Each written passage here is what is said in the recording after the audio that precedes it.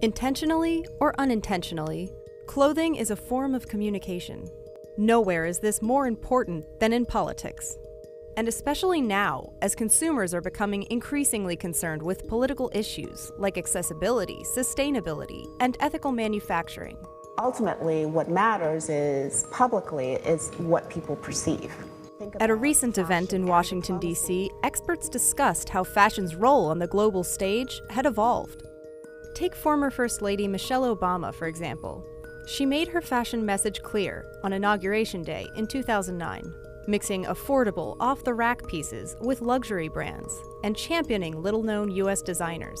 Here was the First Lady of the United States wearing pieces of clothing that more than not everyday Americans could afford. And that was shattering to American fashion, I think, and really equalizing. Sometimes fashion diplomacy means wearing a designer from the country being visited.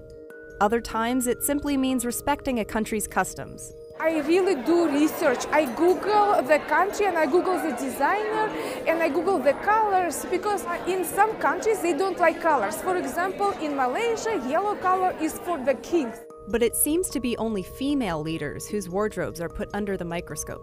I think that there's always been a very interesting relationship between female leaders and fashion that sometimes I think can smack of a double standard a bit. I don't think that what a woman wears should be commented on in their ability to do their job.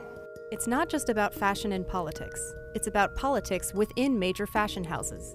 Last summer, Burberry was called out for burning millions in unsold merchandise to maintain exclusivity. After a public outcry, the luxury brand vowed to stop the practice. It was just one example of how product-driven consumers could themselves influence the product.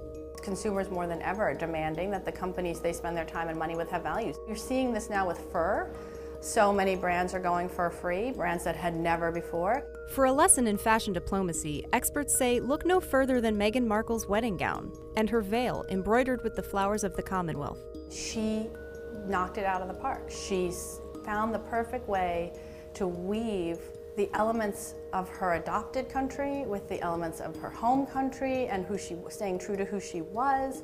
That is fashion diplomacy.